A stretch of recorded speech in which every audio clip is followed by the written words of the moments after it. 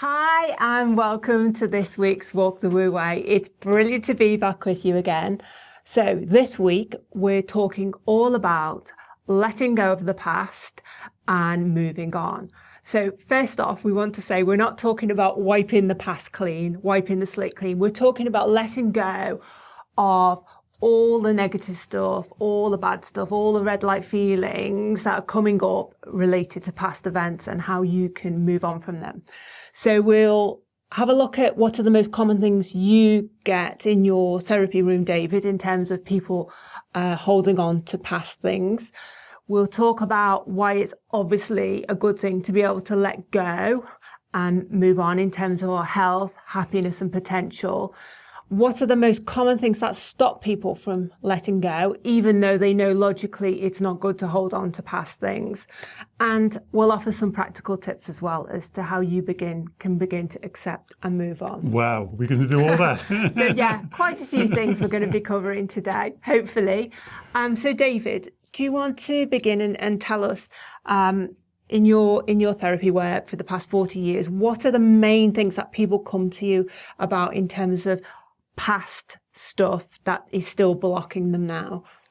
Well, I think the truth is that when you do the golden thread, when you ask the why question and you go back, and even though it may be a current situation, if you trace it back, it will always go back to childhood. And it will always go back to that period that we call the inner child between 6 and 9, that something happened or a series of things happen, which that part of your mind that we call the inner child perceived to be unfair or unjust. It shouldn't have happened. It's not fair. Yeah. It shouldn't be like that way. It's not the way that I want it to be. Yeah. And so if you trace it back, not letting go of the past, most of the problem with the red lights, whether you want to call it anger, frustration, resentment, that's why I prefer not to use those words and call them red lights. But there's also the flip side of that. There's guilt, regret, self-doubt. Well, I would want to call those. They're all red lights. If you're describing a feeling, I would want to call those red lights, because it just clears the confusion. Remember, if you're experiencing a red light feeling, you are thinking incorrectly. You are out of balance.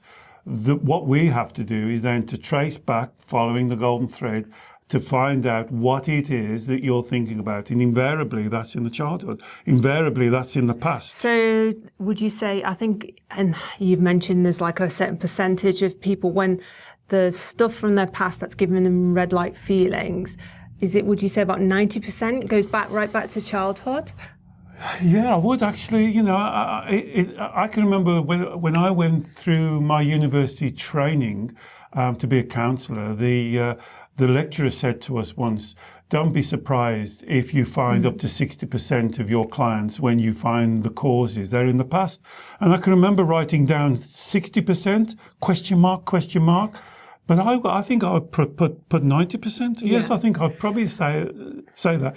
If you're coming to someone to help you to unpick all of the layers of stuff. Yeah. When you start unpicking it, yes, now it might be a current thing, like a breakup in a relationship or a divorce. Yeah. But you'll see that that's like almost emphasizing the thing that's gone through your life. Okay, so like a pattern, because I was going to say, a lot of people can much more readily pinpoint, it was when my friend did this to me and I felt it was extremely unfair, or when this happened to me in my job and it was, it was terrible and unforgivable, or when, my wife or my husband did this happened. So they can relate it to stuff that's are kind of the red light feelings, whether it's injustice, anger, resentment, guilt, whatever. They can often relate it to stuff that happened to them when they're adults. But what you're saying is it's part of a pattern which quite often extends back to much earlier than that. I would say that, okay. and a lot of people might disagree on the first hearing of this, but think about it. Think past the incident that is caused. So say it's a divorce or a friend has betrayed you. And think back why that has harmed you so much. You have a belief system And the belief system would be something along the lines of, if somebody promises me something, they should deliver it. Yeah. But that's not reality. And how many times have you promised things to people and not delivered it, or done something different to what you've promised? And so it goes back to this very rigid idea of what's fair, what's true, what's right, what's just, how things should be. And it normally is what I call it, it's your world, it's your view on how the world should be. If it was only this way, if it was the way that I think would be fair for everybody, wouldn't the world be a better place? Yeah. Well, it wouldn't. But I mean, and this is like the whole spectrum of stuff. It can be, we're not necessarily talking about imagined stuff. This can be very real stuff. Real stuff. It can be relate to abuse. It can relate to real injustices that have happened to you, real kind of breakups and negative issues and occurrences in your life. Abuse, physical abuse as a child, emotional abuse, mental abuse, sexual abuse. Things that have happened to you in the past and you refuse to let go. So many people ask me, how do I let go? And really that's the wrong question. I always say, why are you holding on? Yeah. What benefit are you getting for holding on? Yeah. Because a lot of my clients will hold on like a dog holding on to a bone. They will not let go because they want to demonstrate this injustice. They want to. It's almost like we did a post once. It might be worth looking back. The medals of honor. Yeah. It's almost like they want to use. Yes, but you don't realize I'm a special case. You don't realize how bad it was for me as a child. You don't realize what a terrible child. You don't realize I was brought up in a home where my mother didn't love me, or my father abused me, or something like that. Why are you holding on to that? Why do you put that on what I call the carousel of despair and keep on turning it around and turning it around? Why are you refusing to let it go? And the main reason I find is, well, it was unfair, it was unjust. And then I say to my clients, well, how do you want to put that right? What do you want to happen? Do you want that person to come crawling back at you, kiss your feet and say to you, I'm so sorry, I'm so sorry? How's that going to change your life? Because the problems that you're experiencing now, currently, you are creating now. Currently, you are creating. Yeah. So I mean, you've mentioned two things there. What is the impact now in the present for holding on to the past, and also what's the motivations for people holding on to the past? And we'll cover both of those. But one thing I wanted to say before we move on is, obviously, for a lot of people, it's quite easy to vocalize and be explicit about what it is that you're holding on to from the past. They're quite able to come to you and outline that in no uncertain terms, the problem, the situation that caused the problem, and all the thought processes of what ifs, what should be's, how would my life be like now if this hadn't happened? This has affected my potential, etc., etc. But for a lot of people, actually, it can just be like a fleeting red light feeling they get when they happen to think about something that's happened to them in the past, which they don't actually kind of hold up as like a major issue. But would you say that if you get a red light feeling when you think about anything from the past, then there's something still to be resolved there? Absolutely. There's something still anchoring you to it. Absolutely. And these are really what feelings are about, and it's to reclassify your emotional feelings. They are not your enemy. They're there to help you. So if you're getting a red light feeling, whatever name you want to put on it, I would say don't keep on labeling it guilt, anger, resentment. Don't give it those labels. Just call it a red light feeling. And then go back and ask yourself the golden thread. Why? Why do I get a red light feeling there? Why do I do this? Why do I do this? Now, it normally takes about 3 or 4 whys to get to the root cause. It will nearly always be a perceived injustice or an unfairness. They shouldn't have done it that way. That always happens to me. Did you see the way they don't answer? They don't look at me right. They don't answer right. I didn't get that job. I didn't get that opportunity. I did a good presentation and it wasn't accepted. Or even like, I guess, if someone you love dies, So it's not necessarily someone doing a negative action against you. It can be just something that happens as part of kind of the way things are, but not accepting that, you know. Well, exactly. See, if somebody dies, then of course you go through a natural grieving process. Yeah. But I wouldn't call that a red light. I would call that a natural response. Yeah. You go through a natural grieving process. But if you start saying things like, they died too early, it shouldn't have happened to them. Or if I'd only done this. Well, if I'd have only spoke to them there. Well, if I'd have only said that. Well, I haven't resolved these things. And this is why it's so important. We keep on saying each week, live in the moment. Okay. Live in the now. Okay. If you've got something to say to somebody, it doesn't matter who it is, could be your child, could be your partner, could be your parent or a friend, say it now. Don't hold on to it.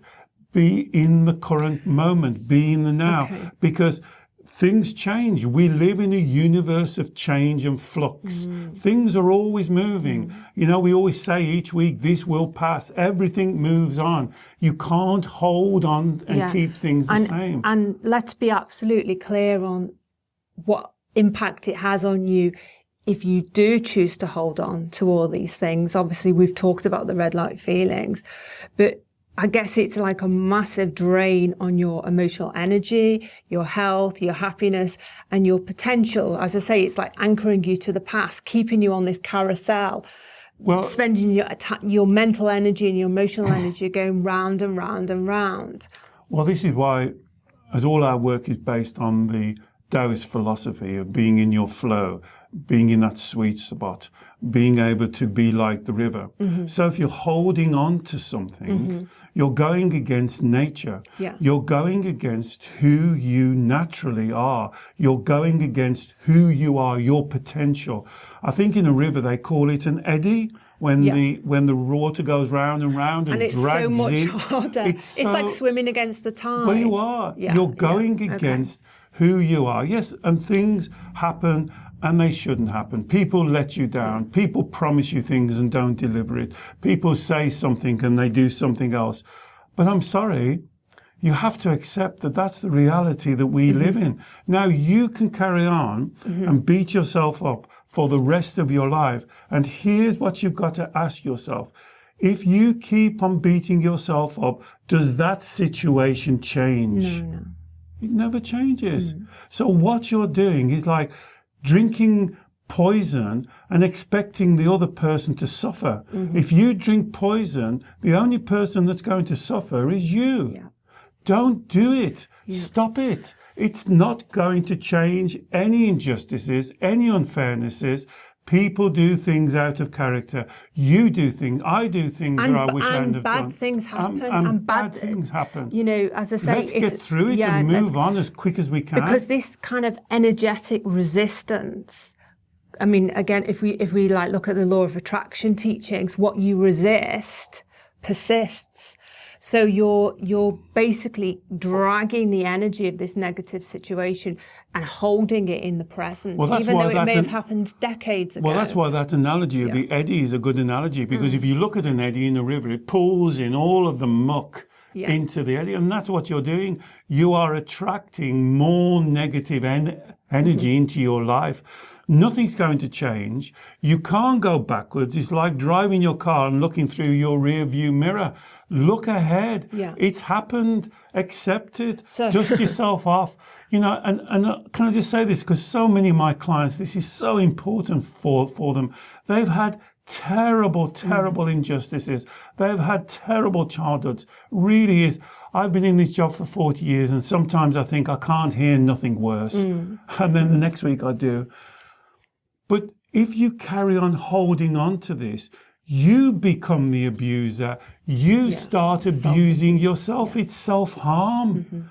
If you let it go, drop the bags. You're not designed to hold on to these things. It doesn't protect you. It doesn't keep you safe.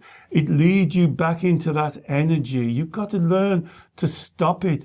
People laugh when I use the word stop it. Please listen to me. Stop it. Stop it now. It's not going to change the past. If you've had an injustice and unfairness, then I'm very sorry, But what I would ask you to do, and this is very important, think about it in a different way.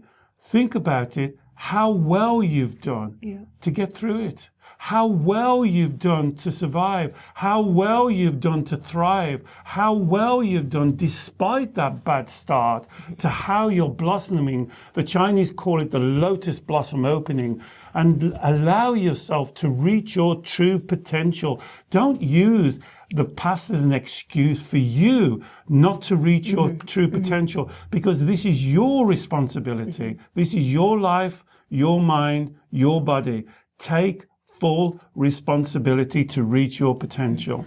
And so I guess people will be sitting at home watching this and saying, well, it's very easy for you to say, accept, move on, stop it. But, you know,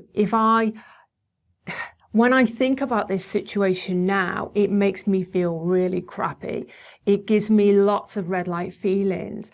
I'm worried that if I just accept what has happened in the past, I'm going to feel even worse. It's almost like I'm getting close to the fire. When I put my hand there, it gets hot and it starts to feel uncomfortable. You're telling me to jump in the fire and sit in it. Why would I want to do that? Yeah, that's exactly what I would use. A cliff. Go to the edge of the cliff and jump off it, because you have wings. You can fly. And if you do not, if you say, I am going to hold on to this injustice, it was unfair, it definitely was unfair, and I'm not going to move on, you are still experiencing the same injustice. You are still being abused. You are still being held. You are still being controlled by that situation. You are not freeing yourself. Now, to free yourself, as Alex says, is absolutely correct. You have to move out of your comfort zone, because one of the things that people don't understand here is, although it's really, disgusting, the feeling is so terrible and life-changing and depressing, and people take medication and drink too much and smoke too much and eat too much. But you know what? This becomes familiar, and somehow it becomes comfortable. And it's more comfortable to reach for a cream cake, or to have an extra drink, or to have and think, well, I'll just have an extra drink, or I'll just go to the doctors, rather than saying, let me face up to my situation. This is my life. And I would not use the fire. The analogy that I would use is look over the cliff and say, you know what? I might jump off this cliff and splatter on the cliffs, but I would say jump off the cliff. You won't. Isn't it? I mean, again, it's the human-centered mind that tells us, restricts us. I'm going to fall. I'm going to get burned. This is going to get even worse if I accept. It's about taking the leap of faith and understanding that at the other side, through this moment of discomfort and letting go, there is the release. I would always say go towards the discomfort. I would say that's where the spiritual lessons lie, walking towards the discomfort. So if you've got something to say to someone else and you find it difficult, that's the first place you should go. Whether it's your parents, whether it's your siblings, whether it's your partner, whether it's your friend. If you're having difficulty with your friend, pick up the phone, speak to them, write to them. Deal with it now. Don't let it linger, because what you do, you go back into the spiral. And the only one that you're harming is you. Because if we use the earlier analogy, if you had an injustice in your childhood 20, 30, 40, 50 years ago, and you are still suffering from that injustice, that person that created the injustice doesn't know you're suffering, is not lying awake at night and thinking about you. They're getting on with their life. Why don't you get on with your life? Why don't you take full responsibility? Accept reality. Reality doesn't go the way that you think is fair. Reality doesn't go the way that you think is right.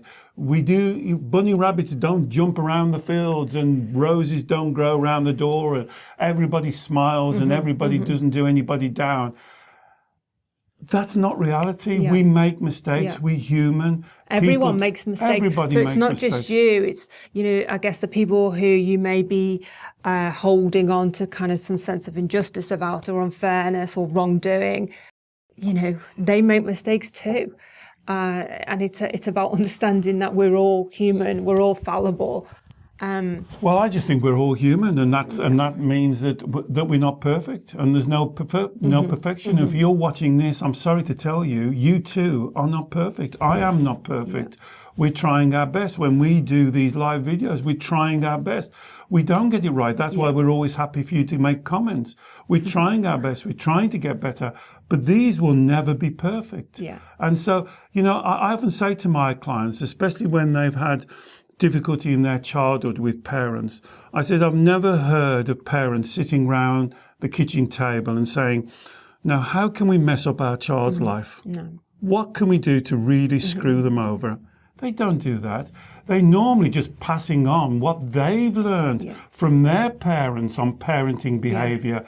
You've got to stop that circle, because if you don't stop the circle, you just pass it on. It carries on down through the generations, from one to another, learned behavior. Yeah, I mean, to get off this, I guess, this passing of the parcel, as you describe it, to get off the carousel, I mean,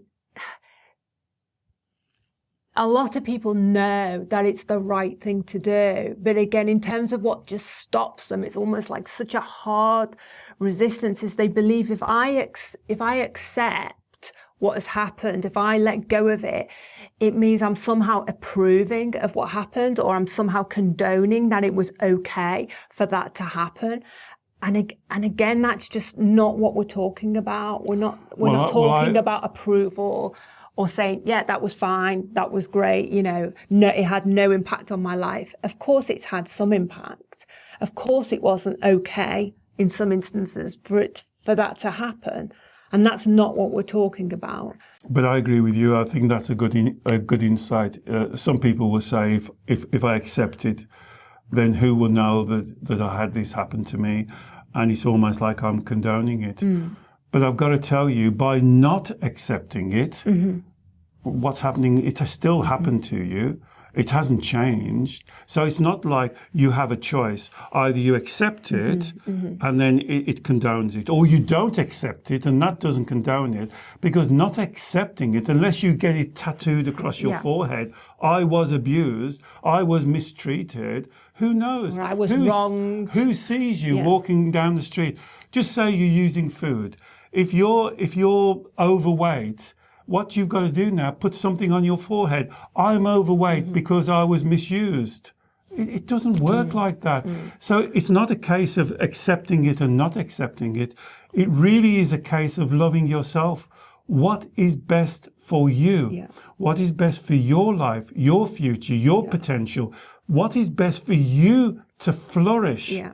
Is it best to hold on to something that happened to you 5, 10, 15, 20, 30, 40, 50, 60 years ago? Is that best for you? Does that allow you to flourish? Or is it best just to turn your back on it and say, you know what? That's in my past. I survived it. Yeah. Thank goodness. You're proving how immense you are, how awesome you are. I've got to use my words, I'm sorry. How divine you are, that it doesn't matter what was thrown in your path, what obstacles were put in your path. You know what? You succumbed, you got over them, and you can do it even better. Imagine how good it would be if you let go of that. And your life would change. I mean, and this is what I love about when you get the teaching of acceptance. It is incredibly empowering. Absolutely. Because a lot of people, again, misunderstand and they'll say, look, if I accept this, if I just roll over like a doormat and say, well, that was okay, that will kind of take away my power. That's like, it'll sap me, but it's absolutely not the case. But you said something now, I don't know whether intentionally or not intentionally. Accepting it does not mean it's okay. Yeah. So I'm going to say that again. accepting it does not mean it was right. Yeah. It does not mean it was okay. It's not being passive. It's not being passive. It's accepting that it happened to you. Yeah. It did happen. What are you going to do with that now? Yeah. That's what acceptance means. This is what's happened. What are you going to do with it? You can sit and moan and say it shouldn't have happened, it's better if it didn't happen, blah, blah, blah, blah. But all you're doing is going around and around. So accepting it does not mean I agree with it, or it's okay, or it's all right, or I'm being a doormat, passive, it's or taking I'm something away from or me, I deserve I'm a lesser it, person. or I deserve it, Yeah. or and then that goes back to the lies we talk about each week. I'm not good enough. It happened to me because I'm not good enough. It happened to me because I'm unlovable. It happened to me because I'm unworthy, because I can't cope. It doesn't mean that at all. It simply means being realistic. It's happened to you. There's a situation. What are you going to do with it? Now, if you keep on holding on to it and using it as an excuse, as a poor me, only if that happened, only if I had a better childhood, wouldn't have life been better? Well, you don't know. Could have been worse. You could have been even in a worse situation. You know, your life is blessed. You are awesome. You've got the hand of cards that you've been dealt. Yeah. Why don't you concentrate on playing them to the best of your ability? Yeah. And I love that the kind of analogy I know you've used in the past about this thing if someone comes and dumps a load of garbage in your front garden. Do you want to explain that? Because I think it's a really good teaching. It came to me once. I was working with a client on this particular subject, and I said, just imagine somebody comes and flies tip on your drive a big load of rubbish. How unfair is that? They shouldn't have done it. Totally out of order. Totally out of order. Totally antisocial. Wrong. Now you can spend the rest of your life, every time you open the door, climbing over the rubbish to get out. And cussing the neighbour. Cussing them every and waiting time, for them to come and waiting for them to come up, back, and they'll never come back. They'll never come back and pick it up. Or you can get somebody or get something to move it. Now, should you get somebody and get something to move it? Well, no, of course you shouldn't, because you didn't dump it there.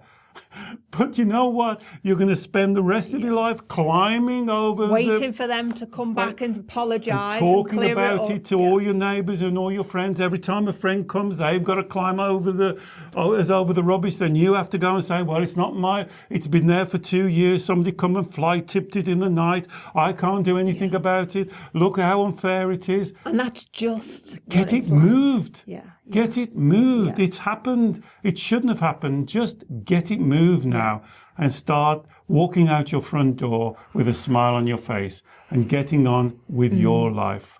Getting on with your life. This is the most important thing. This is Chiang, self-nurturing, self-loving yourself. You're doing it for you. Yeah. That's all. That's all you're doing it for. You're not doing it because they've got one over on you. In fact, if you leave the rubbish there, they have got one over on you because they're affecting your life. If you allow injustices to affect your life, that person that did the injustice is affecting your life. Yeah. You are allowing them to affect your life. So we're talking about choice here. We're talking about self-responsibility. Absolutely. We're talking about you have full power and self-responsibility now. You may not have been in control of the situation then in terms of what happened, but you are in control of the now. So acceptance is basically not thinking about how things should have been or how things could have been. It's about looking where things are now and how you can make them and how better. you can deal with it going forward. Yes. How you can focus on your life. What is it that you can do today? Now what? Right now. What? Now, as you switch off this video, Yeah. what is it that you can do today, right now, to make your life better, more prosperous, more flourishing, more, what is it about you, about your job, about your relationships? And what can you take from what happened Absolutely. positively? Learn from it. You know, I think when we focus only on the negatives, the injustices, we don't actually look at all the possibilities and outcomes that have arisen because of how that episode changed your life journey, many of which are positive. Well, can I tell you, a lot of my clients do not let go of the past for one reason. is because they are one mean, stubborn person. And they almost do what very Alex determined. does. They laugh when I say, you are stubborn, and they think it's a quality. Now, stubbornness is determination out of balance. Remember we talk about the pendulum, the energy? Stubbornness is one extreme of the energy. The other extreme of the energy is giving up. Yeah. What's in the middle, the Wu Wei, the thing that we're trying to teach and share with you is determination. If you're stubborn, you are determined. You don't have to learn determination. You are already determined. It's one of your best qualities. Absolutely. So why not be determined on what's good for you and your family and your career and your life in the here and now, and determined that you're awesome and you're going to really connect to that law of attraction and bring all those things that are waiting for you to be attracted into your life. So if you are stubborn and stuck in the carousel going around and round, that's the energy you'll attract into your life. If you're determined, positive, moving forward, jumping over hurdles, not even climbing over hurdles, flying over hurdles, being so positive, so forward, so no negative, because here's another thing. Injustices, unfairness will happen to you in the future. Bad things do happen to us. It's how we deal with them. Bounce back ability. Bounce back ability. Just like our Springer Spaniel, she's got very good bounce back ability. And that's Wu Wei, bounce back ability, moving on, learning, celebrating the good stuff, learning from the bad stuff and moving on positively. Bounce back ability is very Wu Wei. And just before we draw to the end, when you are not accepting, you are putting someone else in control of your life. Please, please, this is Wu Wei teaching, self-responsibility. This is your life, your mind, your body. I want you in control. I want you with a hand on the tiller of your ship, sailing down your river. And there will be rocks and boulders and waterfalls and crocodiles in this river. There will. And so it's how good you get at sailing down. You won't get good at sailing down by looking at someone else and blaming them. Focus on what you're doing in your life and you will make it better. Even today, this week, keep on this mantra. This is my life, my mind, my body. I'm in control. I will absolutely hurdle any problems that are coming to me. There will be a way around any problem. Amen to that. Thank you, David. Well, I hope that's given you plenty to think about. If you've got any comments or questions on this topic, as per usual, please post them below, email us, contact us, let us know and share it with us. And we look forward to seeing you very soon. Thank you. Bye.